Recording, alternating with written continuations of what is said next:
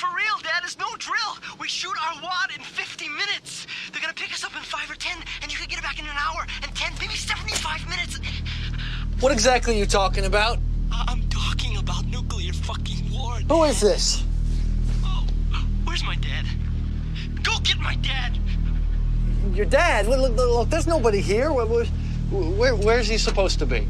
How the hell would I know? You're in Orange County. I'm in North Dakota. Hey, is this some kind of prank or something? Prank? A prank? Oh, God. Is this 254-9411? Yeah, it is. But listen, it's just a phone booth. It's a phone booth at a coffee shop. I mean, I heard it ringing. Is this 714? Did I dial 213? Shit! Oh. I think they heard me. Shit. Oh, man, they see me on the monitor. Fuck. And I patched into the Red Line XCOM to do this. Look, they're gonna nail my ass. Tell Dad. Just tell him that I am sorry about that summer. Okay? He'll know what I mean. All right, look, that's enough. Just tell anyone. This is a joke, right? Yes, sir. No, sir. I was just checking the circuit, sir. Wait.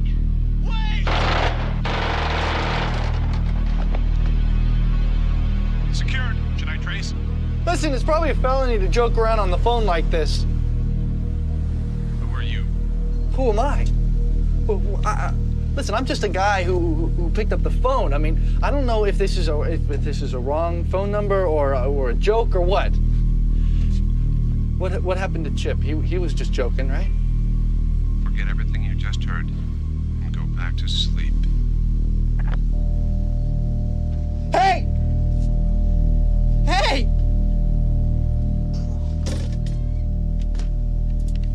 Bom, olá a todos.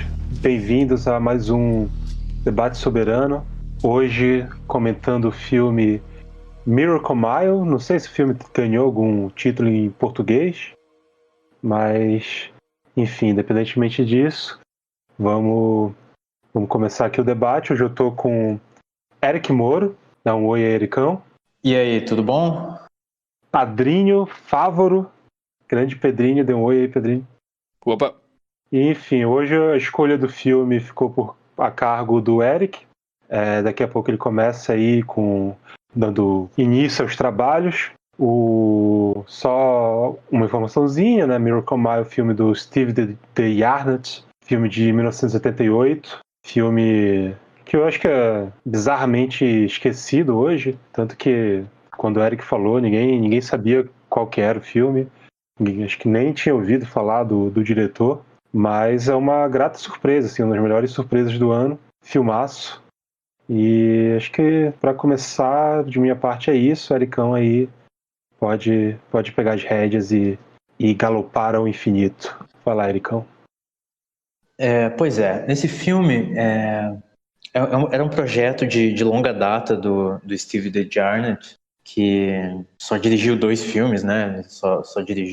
Ele dirigiu um curta ou média-metragem saindo da faculdade, e aí dirigiu outro filme, Cherry 2000, com Melanie Griffith, e aí ele conseguiu botar para rodar esse filme em 88, Miracle Mile, que foi o último filme dele.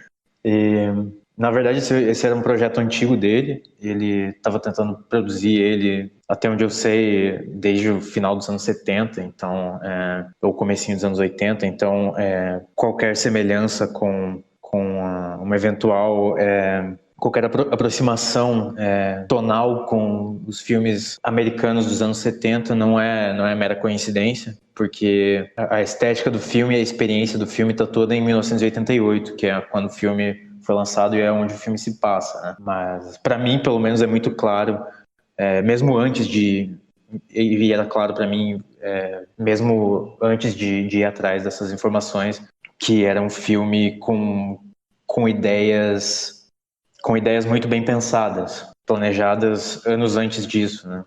Não foi uma coisa feita a toque de caixa, e foram ideias trabalhadas e retrabalhadas de um jeito que você consegue ver a dinâmica desse trabalho ao longo do filme, mesmo que seja uma história muito simples e espiral descendente, em certo sentido. Esse tom vertiginoso do filme, ele tem várias camadas, e mesmo no começo mais alegrinho dele, já dá para perceber, já dá para intuir alguns vislumbres dessa queda que vai acontecendo. Ele é um filme que começa com um cara apresentando, falando, narrando pra gente o encontro que ele teve, a experiência que ele está tendo de namorar essa garota e tal, que ele está conhecendo, e como isso é muito bom na vida dele, porque ele pensou que nunca ia encontrar o amor, nunca ia conseguir se apaixonar, e ele acaba se apaixonando. Ele acaba se apaixonando pela personagem da Mary Winningham, que é um casal muito modesto, né? Em termos de aparência mesmo. Esse filme, como a última cartada do Steve DeJarnett, ele resistiu o tanto que ele pôde para colocar nomes de muito estrelato no filme, porque ele queria dar esse tom mesmo muito pé no chão pro filme, e com isso, com os rostos desses dois atores, ele conseguiu encontrar isso. E isso tem muito a ver com esses primeiros 20 minutos do filme, onde a gente se familiariza com toda essa situação mundana, com essa simplicidade, com a vida simples que esses dois estão vivendo. É claro que se apaixonar é uma coisa que não acontece todo dia, mas a gente é familiarizado com o dia a dia desses personagens de um jeito bem leve, e de um jeito que, obviamente, seria diferente se a gente estivesse lidando com atores talvez mais famosos ou mais reconhecíveis do que esses dois. E é logo aos 20 minutos do filme e que a gente tem uma fissura muito visível da estrutura do filme, que é de uma comédia romântica, ele passa a ser um filme sobre o fim do mundo. E o filme mudou para o personagem principal, mas ele continua um lugar de comédia romântica em volta dele. E com todas as dificuldades de comunicação que são esperadas de uma comédia, só que em uma situação em que essa falha de comunicação pode ser, no fim das contas, pode acabar sendo fatal, né? E a partir daí, a gente nunca realmente sai desse espaço que foi apresentado pra gente nos 20 primeiros minutos de filme. São apenas alguns quarteirões, assim, de Los Angeles, e a gente vai ficar confinado neles, por maior que seja a expansão do filme em relação à grandiosidade dos temas. Ele encontra jeitos nesses poucos quarteirões de Los Angeles, dar conta de várias cores, de vários matizes diferentes da experiência humana, e principalmente da experiência humana enquanto em uma situação de extremo risco, né? Eu tenho muito mais para falar, e muitos outros filmes com os quais pode ser frutífera uma comparação, o Miracle Mile, mas posta essa situação inicial do filme, queria que vocês me contassem o que vocês acham, principalmente desse começo do filme, que é tão rapidinho, mas é ao mesmo tempo muito importante pra gente, principalmente como fator de contraste, né? Que a gente vai estar o tempo todo espelhando os acontecimentos catastróficos e o frenesi em que o filme embarca, espelhado nesses primeiros 20 minutos de filme. Em relação a isso, já que é uma marcação tão visível assim no filme e tão destacada, eu queria saber de vocês essas impressões sobre esse comecinho de filme, sobre o primeiro contato com todos esses personagens e tal, o que vocês começaram a esperar, e o que vocês acharam dos personagens e do espaço em que a gente vai acompanhar toda essa história. Nessa virada de chave, né?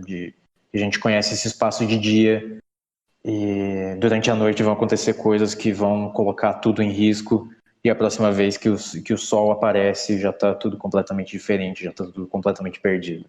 E, enfim, falem aí o que vocês acham do filme enquanto ele ainda é dia. Pois é, acho que, sei lá, é um filme que me remeteu muito a... Eu me lembro que o Matheus falou de um filme que até meio que aparenta uma certa familiaridade com esse filme, que eu acho que tem muito a ver com, sei lá, algum tipo de retorno que eu sentia na música, mas que eu acho que existe no cinema também, nos anos 80, um sentido de um retorno aos anos 50, talvez início dos 60, assim. Um olhar para trás, assim, da mesma forma como nos anos 00 e início dos 10 a gente teve um retorno ali aos anos 80 e agora está começando a ter os 90.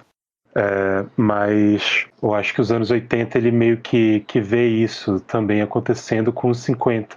E eu me lembro que o Matheus fala do Life Force, do Tobe Hooper, e eu lembro que ele dizia de como devia ser foda, assim, tu poder entrar no filme sem saber absolutamente nada dele e ficar maravilhado com as surpresas que o filme traz, o sentido de fascinação que o filme causa em ti por esse, sei lá, por isso de não de prever o que ia acontecer e de simplesmente se surpreender pelos rumos da narrativa, assim, da mesma forma, tipo, uma coisa meio de ouvir alguém contar uma história e tu não saber para onde essa história vai. E eu senti muito a sensação nesse filme, assim. Senti muito como, sei lá, fosse uma criança ali nos anos 50 que vai para uma matinê de um filme que ela não sabe muito sobre e acaba sendo surpreendida pelo filme. Ou então alguém que esperava semanalmente um episódio do Além da Imaginação, que eu acho que para mim é a grande referência pro filme, e sem saber muito, sem tipo saber qual é a história que ele vai esperar. Sabe que vai esperar alguma história meio surpreendente, meio fora da casa, meio além da imaginação mesmo, mas não sabe que história vai ser essa. E foi muito o que eu senti vendo esse filme, assim. Foi...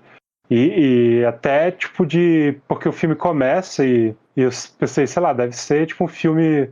Começa um filme de romance, eu pensei, deve ser um romance menos anos 80. Mas ele já dá uns indícios no início que é um filme meio estranho, assim, eu pensei, provavelmente deve virar, sei lá, aqueles filmes de perseguição noturna dos anos 80, assim, sabe? Tipo, o filme mais famoso é Depois de Horas, mas tem o Into the Night, tem aquele dos meninos que roubam um carro e tal, que passava na sessão da tarde, esqueci o nome. Então, provavelmente deve virar uma comédia nesses termos, assim. E acho que é License to Drive. E aí eu tava vendo esse filme achando que ia ser isso, e de repente ele faz essa virada, assim, na hora do telefonema, né? Já começa umas coisas estranhas ali naquele acaso da luz faltando e ele perdendo o encontro com a mulher e tal, mas é o que poderia indicar essa direção do Depois de Horas. Mas aí quando tem aquele telefonema, a coisa se torna ali, você fica, porra, o que... Então esse filme vai ser isso, né? Vai ser meio que esse episódio do Além da Imaginação, mas mesmo assim tu não sabe pra onde o filme vai te mandar.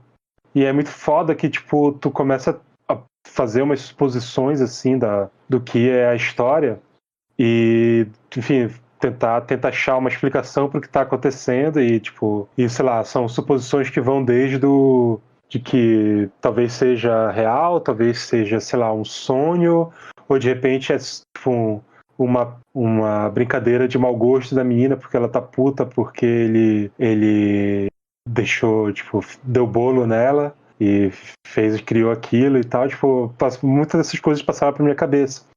Só que o filme ele vai, tipo, adentrando e vai se tornando muito mais sério naquela situação absurda, assim. Ele vai assumindo um tom quase kafkiano, que é mais ou menos o que vários episódios do Além da Imaginação assumem, assim. E as coisas vão ficando muito sérias e tal. E o negócio vai indo por caminhos assim que, sei lá, as suposições ainda eram possíveis, mas se elas acontecessem, se elas fossem reais, pô, ser uma brincadeira da mulher, a coisa tomou uma direção muito absurda. E eu acho que o filme ele brinca um pouco também com isso, dessa expectativa dessa catástrofe ser ou não verdade. E aí o filme que aparentemente é um filme fantástico vai se tornando, assumindo contornos cada vez mais realistas. E meio que emula, eu acho que muito do que deve ser o sentimento de passar por essa situação, né? De realmente de incredulidade. Sei lá, acho que a gente viveu um pouco isso no início do coronavírus, assim, uma coisa meio, porra, a gente tá no... Tipo, ainda é muito real tudo e tal, mas, sei lá, a situação é muito absurda, assim, pra estar acontecendo. E meio que você vai acabar sentindo isso no filme, assim, de como ele vai pintando cores realistas num quadro que aparentemente era fantástico, beirando o ridículo, meio, enfim, principalmente com aquele tom inicial, romantizado e tal.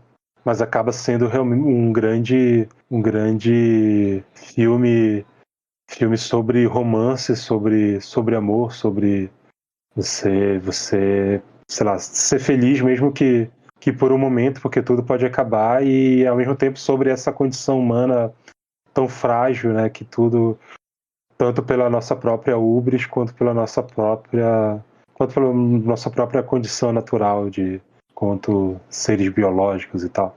Enfim, acho que deu uma situação geral assim do filme, mas foi meio, eu passei meio pelas minhas situações do que eu achava que era o filme. Mas a gente vai ter tempo de falar sobre tudo isso com mais calma conforme a gente for avançando.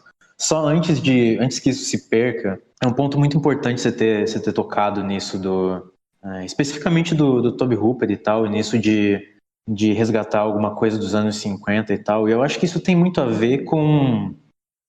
É incontornável a gente não falar das coisas da era atômica e tal, né? Porque nos anos 50 foi o ápice, né, da paranoia da bomba atômica, dos efeitos da bomba atômica, dos testes nucleares, né, de Rússia, quer dizer, União Soviética e Estados Unidos. E você tinha nessa época o começo da Guerra Fria, né? A gente teve uma época bem feliz no cinema, que foi esse final dos anos 80, começo dos anos 90, em que já era perceptível o declínio, né, a decadência dessa época de Guerra Fria.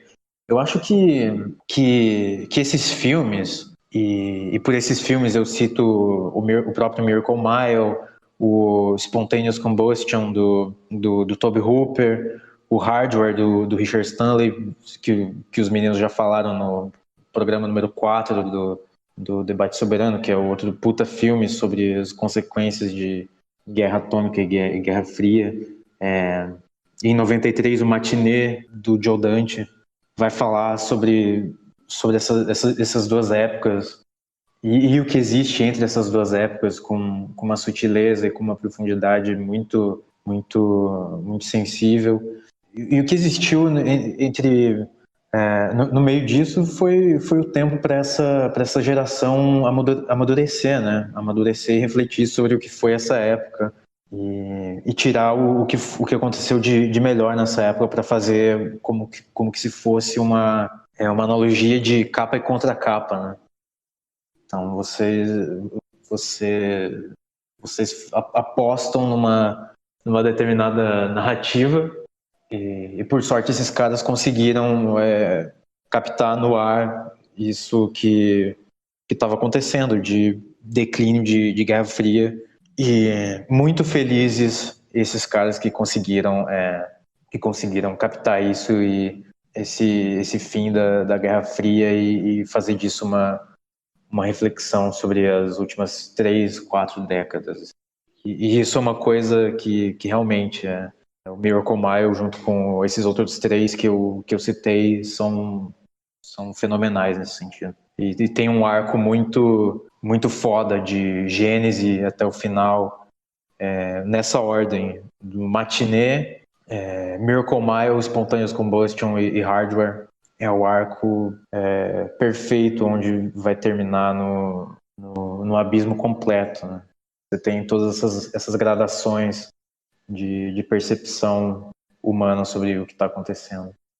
E mesmo a mais otimista delas, que é a mais otimista e mais romântica também, que é o matinê do Joe Dante, já é bastante ácido e bastante contundente para quem souber ver o que ele realmente quis dizer.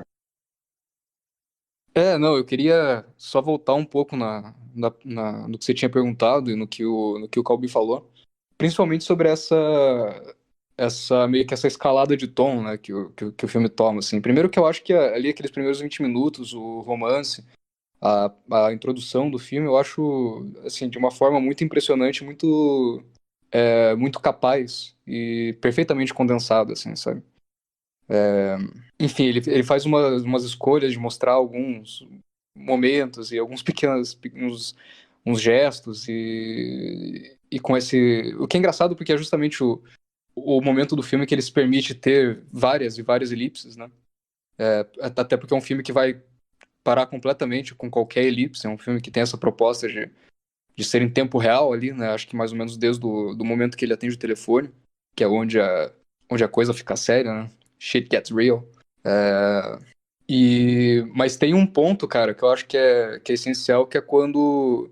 Enfim, ali a gente... Quando rola o telefone, ele entra na lanchonete, a gente começa a entender mais ou menos o que esse tom que o filme vai começar a tomar dali pra frente. Mas o que dá uma guinada, assim, que é essencial, é no momento é no posto que os policiais pegam fogo, né? Que a gente vê que o filme mostra que ele é capaz de... Enfim, existe uma possibilidade de uma violência extrema nesse filme, entendeu?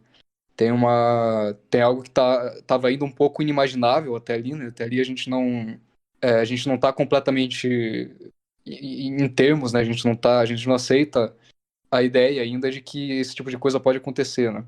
E então, quando isso acontece, enfim, começa a ficar claro que o filme está tomando um julgamento moral de um apocalipse mesmo, onde a coisa meio que vai pro ralo, ali eu acho que meio que a coisa começa a tomar essa direção que ele vai meio que tomar de modo crescente até o final, né? Ao ponto que, enfim, quando amanhece, a gente já tá muito claro ali que enfim, a gente já vê o caos de fato instaurado, né? E a violência já está assim num nível absurdo e extremamente inimaginável e perigoso, sabe? A moça anda na rua, ela se distancia, sei lá, dois passos do cara, já vê um outro cara tentando agarrar ela tem que apontar a arma pro cara. Tudo muito... Enfim, tudo tá de fato ruindo já naquele momento, mas eu acho que a partir do momento ali que os policiais pegam fogo, a coisa vai só crescendo e ficando mais e mais desesperadora, né? Tanto que nos últimos minutos do filme a gente tem essa constante questão de, poxa, esse é um filme que a esperança existe, esse é um filme que sei lá, que alguém vai puxar o míssil da tomada, assim, no último segundo. E realmente ele consegue levar a gente nessa tensão até os segundos finais, né?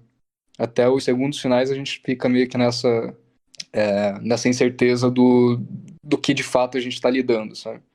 Não tanto isso quanto o que vai por fim acontecer e o que é esse filme, né? Que é algo que a gente só vai conseguir tentar entender. Eu vi agora faz, sei lá, não sei, uma hora e meia, 2 horas.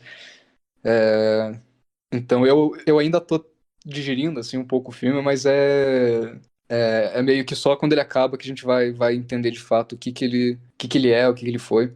Mas enfim, com tudo isso em mente, assim, aquele começo eu acho muito absurdo, justamente por eu conseguir fazer essa preparação de terreno, assim, sabe? Para deixar completamente mais radical o que vem acontecer depois. E vocês falaram o Calbi falou dessas pinceladas de realidade que vão vindo conforme o filme, eu acho que é meio que exatamente por aí, assim, sabe? Se algo do tipo acontece, é meio que de repente, meio que de uma forma que vai cada vez ficando mais clara sobre a situação, né? O momento que antecede o estopim é sempre muito diferente do que a partir do estopim você começa a imaginar que pode ser. E nisso do filme durar, meio que trabalhar nessa proposta do tempo real, eu acho que a gente vai acabar falando disso em algum momento, então eu vou só comentar algo sobre aqui agora. Eu fico imaginando, assim, o que esse filme seria hoje, o que essa proposta seria hoje, onde a proposta é algo, às vezes, mais interessante do que o filme, né? Às vezes mais interessante do que você pode chegar por ela, mas, enfim. Primeiro que é um filme que, se fosse feito hoje, provavelmente não se permitiria esse começo, né? Se permite esse começo cheio de elipses, um filme que se permite esse romance, que se permite se colocar mostrar que pertence também a esse tipo de cinema, esse tipo de sensibilidade. Enfim, ele estaria muito mais focado nessa coisa da proposta, né? Proposta formal vazia em vários casos, nesse filme não. Seria o Jordan Peele, né?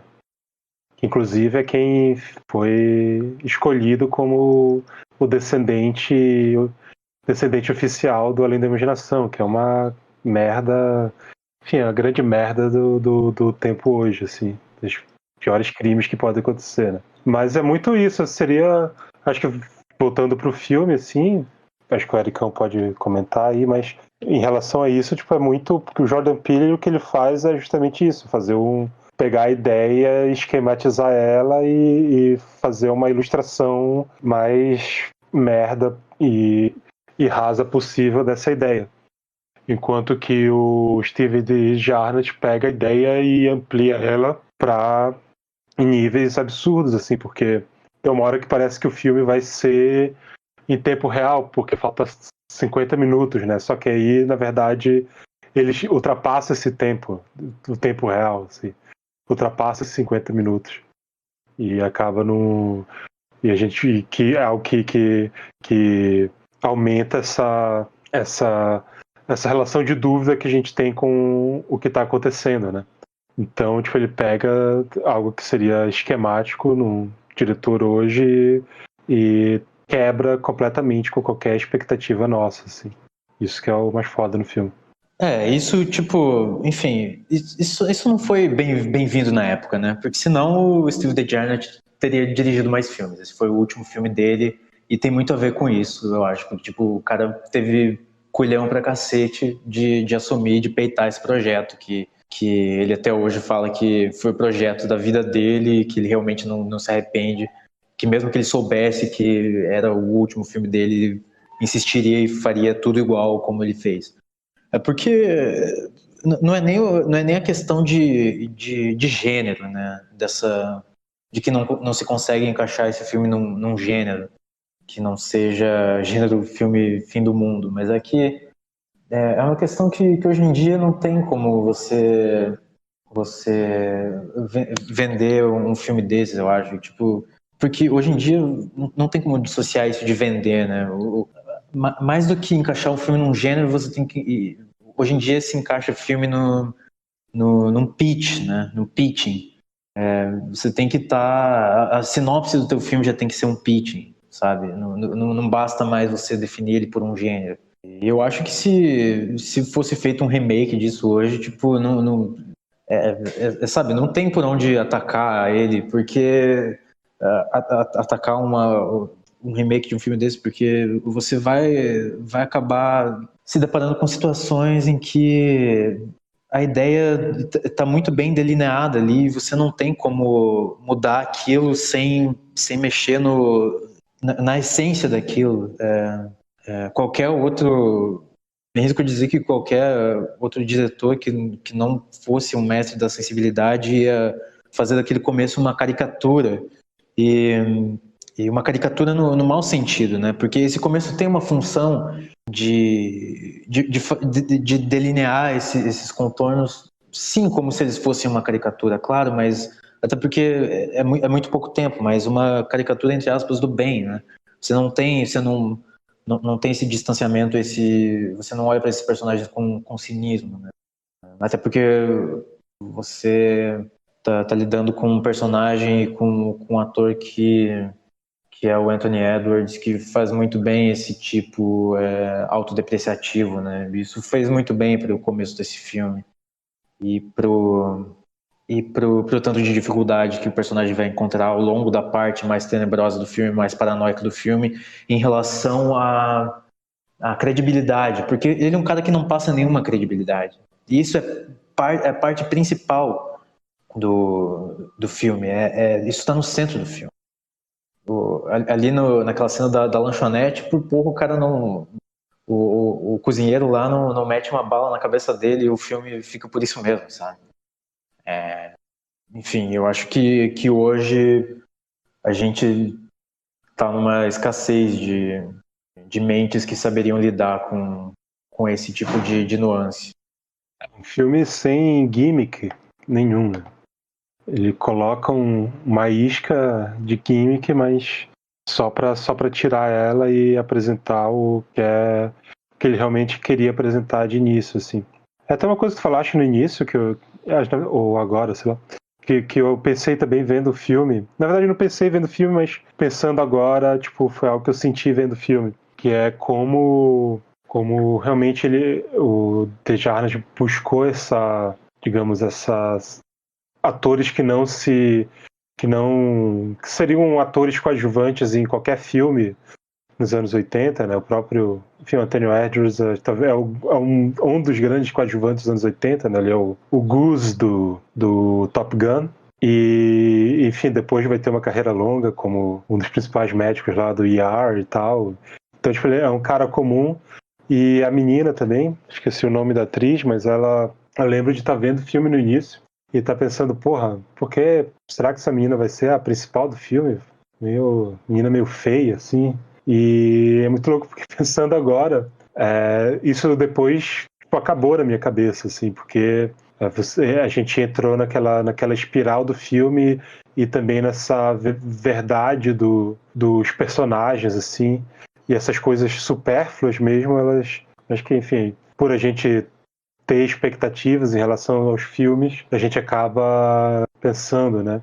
E depois isso daí desapareceu no filme, tornou completamente irrelevante. E ele consegue, assim, né, aquela história que a gente sempre fala que é uma das grandes forças do cinema americano, que é ter grandes personagens coadjuvantes. Esse filme é cheio, todo personagem coadjuvante dele é memorável, assim. Até mesmo aqueles que quase não falam, tipo a irmã do menino negro, assim, que tipo, ela aparece morrendo e é um personagem inesquecível, assim, fala uma palavra só e sei lá, tu não consegue prestar atenção em qualquer coisa que não seja ela naquele momento, naquela situação, assim. Então, o filme vai criando todos essa panóplia, assim, de pessoas que vai passando por ali, o cara bizarro da academia que pilota helicóptero, que retorna no fim também. Então tem vários, assim, o filme é cheio desses personagens e tal, e são todos muito muito incríveis e, sei lá, muita habilidade, assim, tipo, acho que é um filme de muita habilidade narrativa mesmo, de realmente prender a atenção a partir de elementos que são, no último dos casos, seriam repulsores, né? Não seriam atraentes, seriam repulsores da nossa atenção. E ele consegue fazer isso, apesar de que, enfim, talvez o não sucesso do filme talvez prove que não é todo mundo que estaria disposto a isso. Mas acho que tem muito a ver com mudança de geracional, assim, filme ali do fim dos anos 80, realmente. Acho que realmente tinha outras expectativas estavam surgindo, assim. Acho que se fosse um filme lançado de uma maneira mais reduzida, assim, tanto que depois vira um filme cult, apesar de não ser meio desconhecido e tal, né? Mas, enfim, são coisas que realmente não marcam o filme, esses cuidados e essa habilidade narrativa mesmo. É o negócio de que no fim das contas tem os avós dela também, né? Eles são talvez a segunda narrativa mais importante do filme, assim, porque eles não se falam há tipo 50 anos e E aí, de repente, no dia que o mundo vai acabar, eles resolvem fazer as pazes. E isso é incrível. E é o que a gente vai. É o que vai ficar pra gente de demonstração dos esforços dignos, né, da humanidade. Que está nesses dois casais, né? Ou melhor, nesses três casais, né? Que é o casal principal, os avós da menina e também o casal gay, o piloto do helicóptero e o namorado dele, né? Que no começo do último ato do filme, o Harry, o Anthony Edwards, né? Ele precisa encontrar um piloto de helicóptero para pilotar o helicóptero que vai levar eles do alto do arranha-céu para o aeroporto.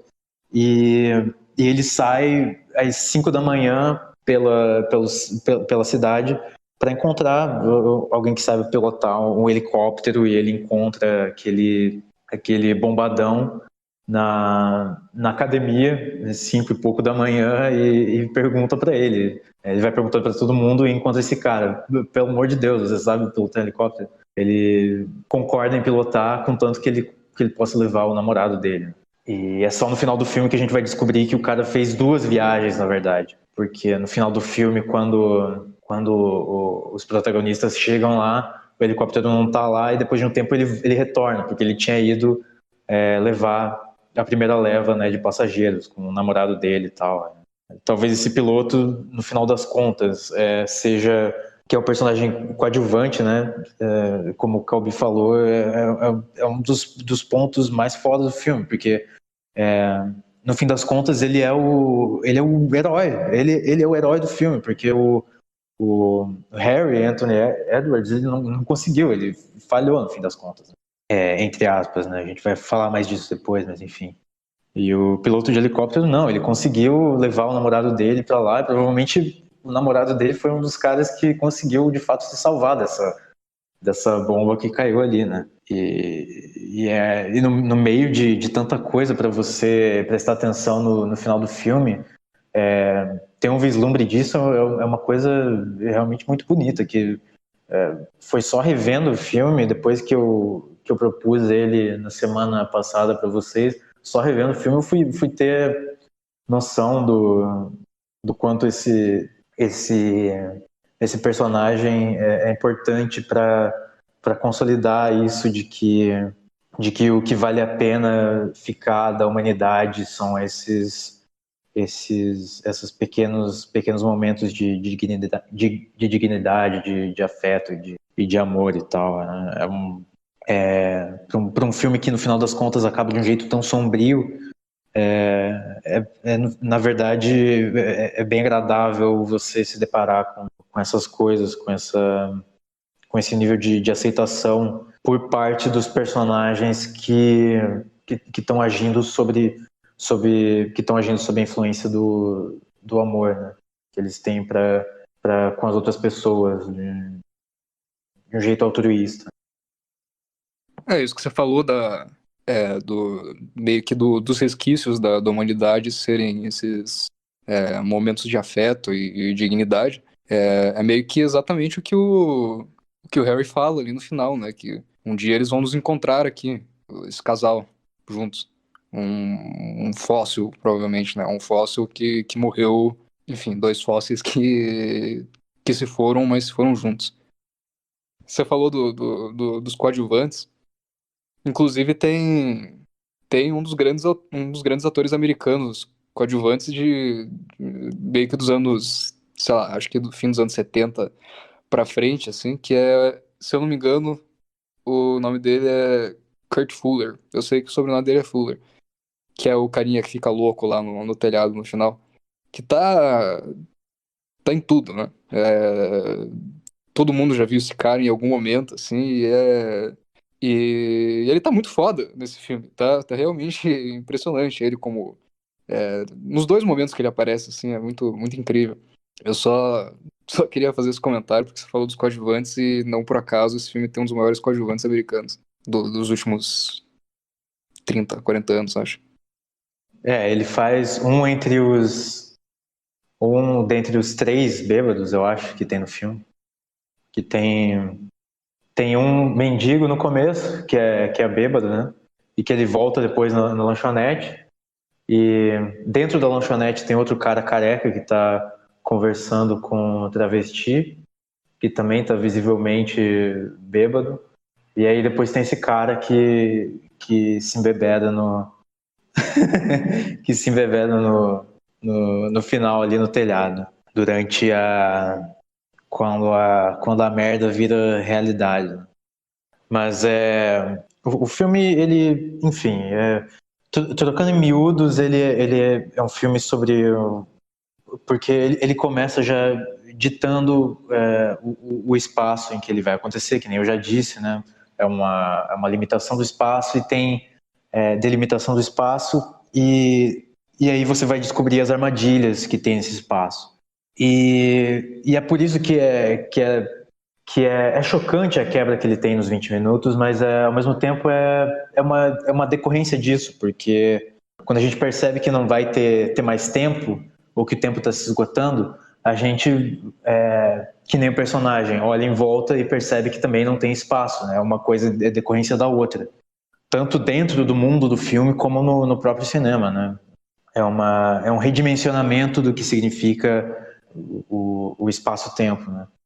E uma coisa completamente dependente da outra no sentido de urgência, e isso realizado com uma eficiência e com uma, de novo, urgência e uma maestria que é difícil de ver nos filmes americanos dessa época. Tem realmente muitas poucas exceções. E enfim, se segue essa cadeia de lógica, né? Se tem pouco espaço, também tem pouco tempo, então também não tem tempo e espaço para o amor, que já quase não existe, e aí o amor desses personagens ele vai existir sempre nesses espaços pequeníssimos e com onde já é pré-determinado o tempo em que esse espaço é habitável, que é o elevador, né? O espaço é só aquele espaço de 2x2 do elevador em direção ao teto e o tempo é só o tempo do elevador fazer a trajetória dele. Então isso é condensado no filme até o nível mais particular deles dois, assim. Dá até para fazer uma analogia do casal, dos avós também, que eles estão num carro, que é um espaço muito pequeno, enfim. Só para complementar essa ideia mesmo, que também acaba justamente também ali naquele espaço minúsculo do helicóptero com a água subindo, né? E não só a água subindo, mas a iminência da bomba cair também. Isso, a partir do momento em que o filme configura pra gente esse ponto final, é muito emocionante mesmo, o jeito que ele consegue lidar com tanta dinâmica, tanta coisa acontecendo ao mesmo tempo e acontecendo numa intensidade tão tocante assim. Tipo, por exemplo, eles, um pouco antes do final, antes de eles subirem pro telhado, eles chegam lá em cima e aí eles veem que não tem ninguém para pilotar o helicóptero. Aí o cara desce, vai procurar o piloto e pede para a menina ficar lá em cima esperando por ele. Mas é óbvio que ela não vai ficar ali, ela quer ficar com ele, ela não quer ser salva, ela quer ficar com ele. Ela já tá dizendo isso para ele ali dessa forma, né? E talvez mesmo ele, involuntariamente, sem que ele mesmo saiba, ele tem que servir esse propósito de ficar com ela, sabe? Justamente por ter tão pouco tempo para ficar com ela, para viver esse amor que ele sempre sonhou, justamente por isso vai ser exatamente por isso que vai ser onde eles vão ficar juntos, entre aspas, na eternidade, né? No fundo do poço de piche que eles caem com o helicóptero no fim do filme. E ela também desce do telhado para tentar encontrar ele enquanto ele tá procurando o piloto, e aí eles se encontram, só que aí quando eles estão voltando, ele acha que viu o cara do piloto de helicóptero e na verdade ele vai atrás do cara, e não, era só um cara parecido. Então tem essa coisa de que chega num momento em que a paranoia tá tão instaurada que a pergunta muda de figura, né? A pergunta deixa de ser nossa, será que a gente vai conseguir se salvar? E passa a ser, mas o que pra gente é ser salvo agora, realmente?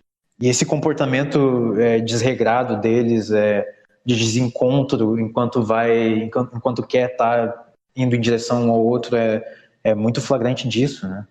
E é impressionante como no caos daquele final a gente só consegue vislumbrar a bondade naqueles dois, né?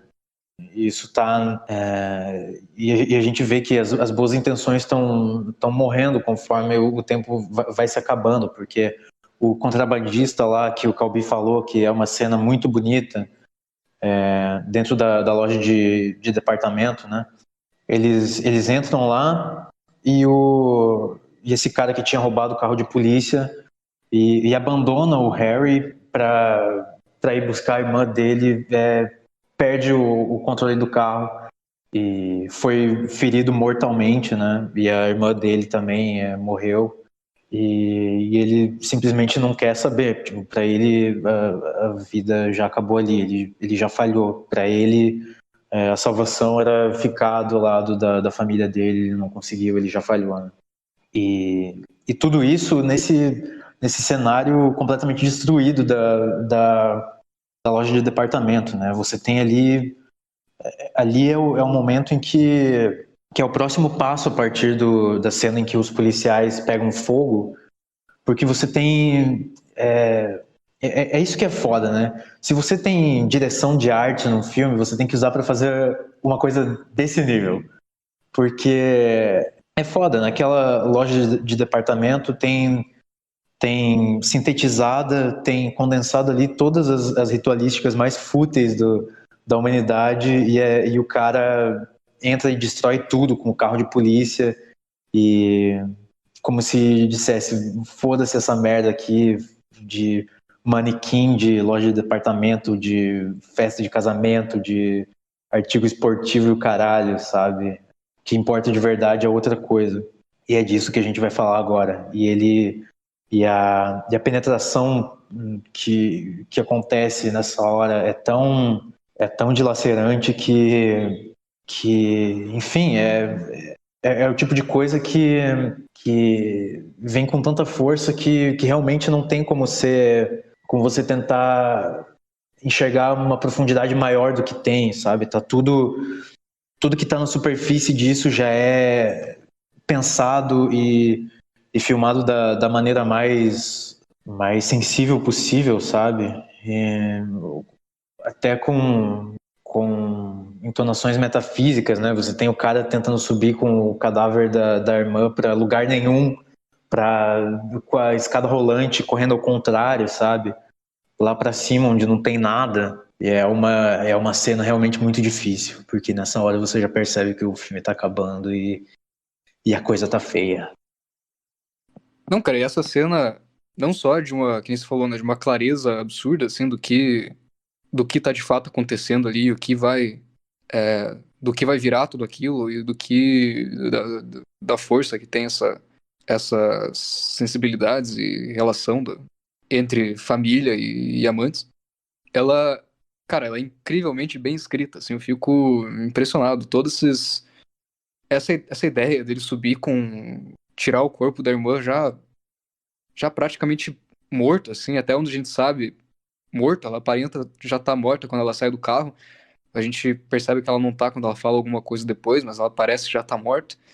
E ele quase morrendo, subindo uma escada rolante que vai ao contrário, não conseguindo, sendo vencido pela escada rolante, porque ele tá destruído já, caindo no pé no fim da escada rolante, aceitando aquilo, vendo aquela frase da irmã, esse sangue é teu, o meu?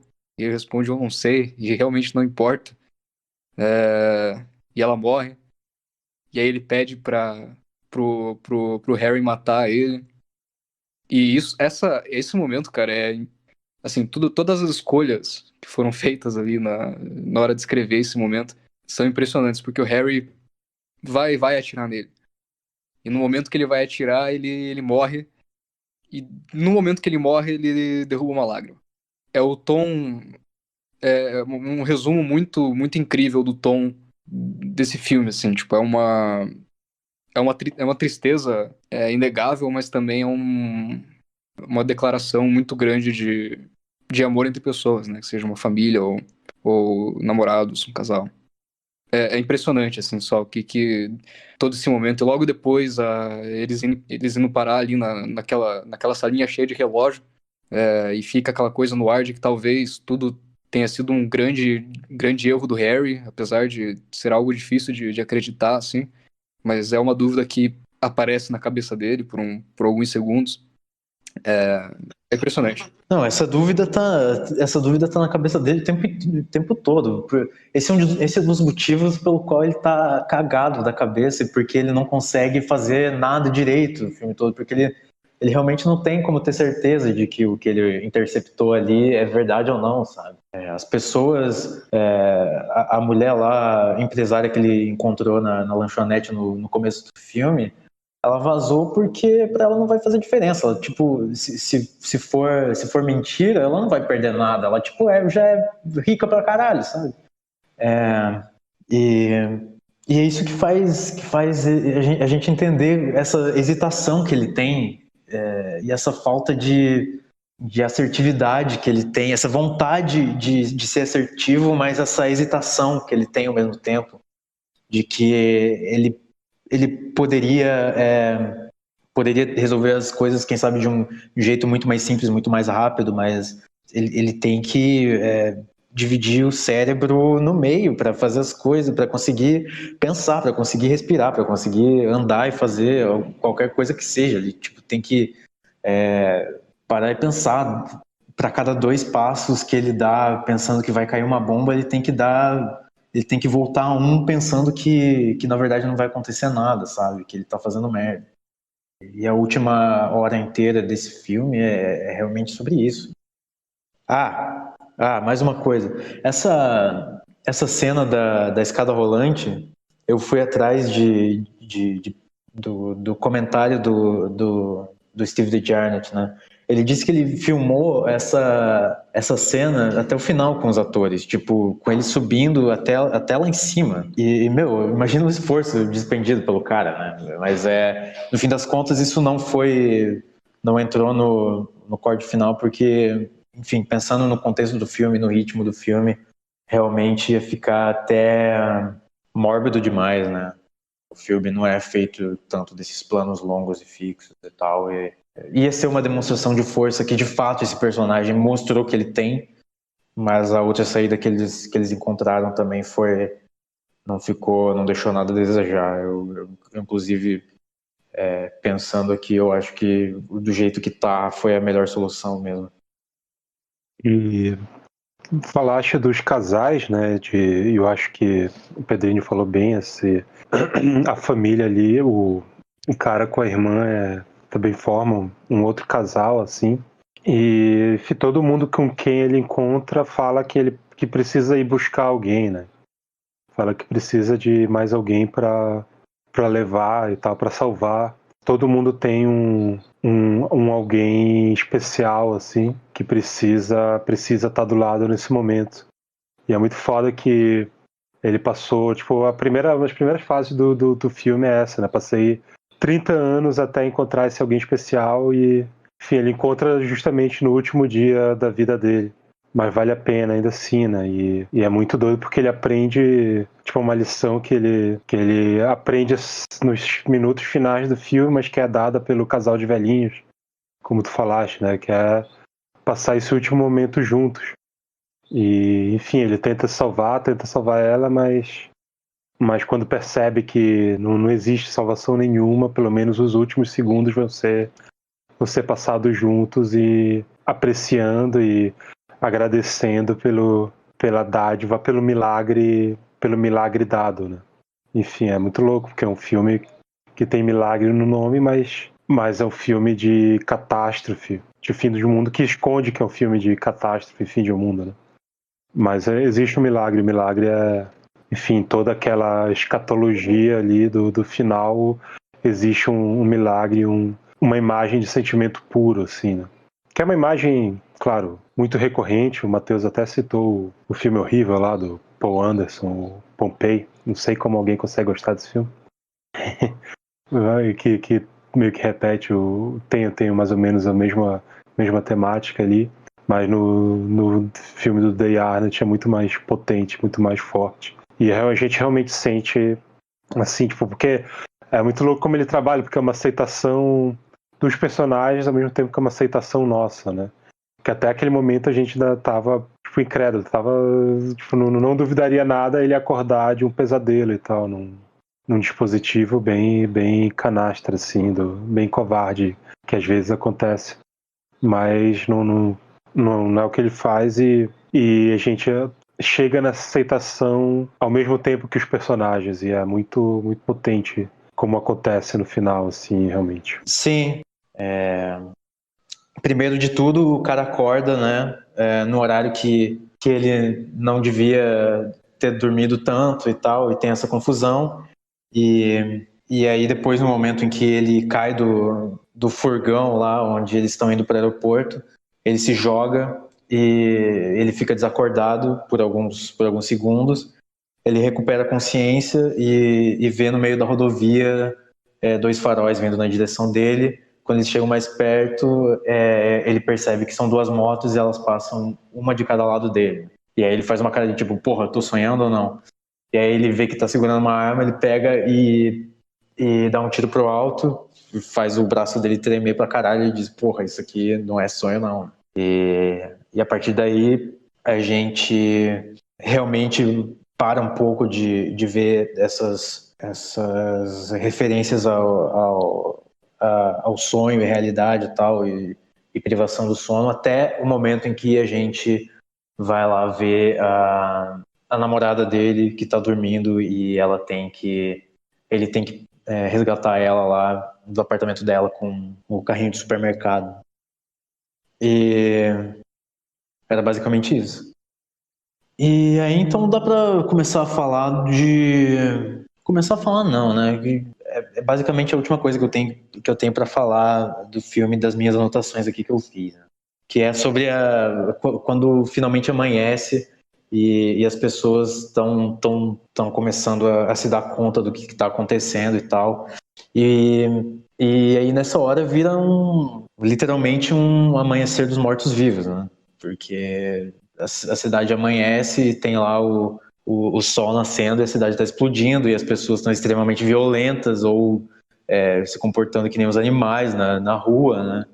As pessoas normais na calçada viram todos uns monstros, uns alienígenas, né? Em contrapartida, tipo, o mendigo bêbado lá do começo do filme parece um cara civilizado pra caralho, justamente por essa condição de desespero, né? E mesmo que seja por um período de tempo relativamente curto, se você for pegar a duração do filme inteiro, essas cenas são muito eficientes, porque elas conseguem ter esse ar de amanhecer dos mortos-vivos no nível bem próximo do que o próprio Romero quis fazer 10 anos antes, né? O Dawn of the Dead. Só que com a diferença que as pessoas estão mortas, mas não estão. Quer dizer, diferença, né? Aí é que tá. É uma diferença ou não é? Porque elas estão mortas-vivas ali, mas elas ainda não são tecnicamente zumbis, né? Enfim, não estão zumbificadas, mas elas são mortas-vivas. Pedrinho. O filme começa com. Ele começa com essa. Enfim, a criação do universo, né? Passa por tudo isso, fala. É um trecho do Cosmos, né? Do Carl Sagan. Pois é. Do velhão, do antigão lá. Muito bom, por sinal. Tem um personagem chamado Sagan, não tem? Ah, não, então, a mulher milionária lá, ela fala no celular justamente porque ela quer que o Carl Sagan seja avisado o mais rápido possível para ele ser salvo também. Ah, pode crer.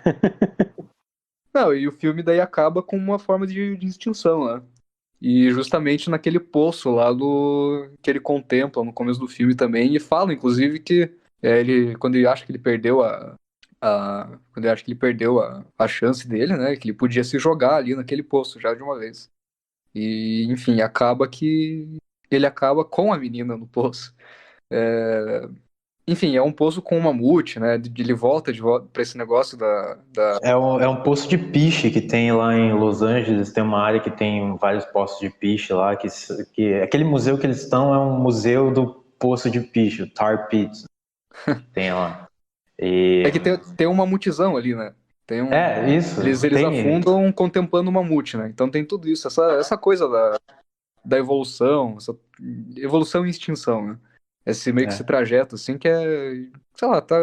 Eu acho que tem alguma coisa aí, mas eu não consegui, sei lá, intelectualizar muito em cima disso agora.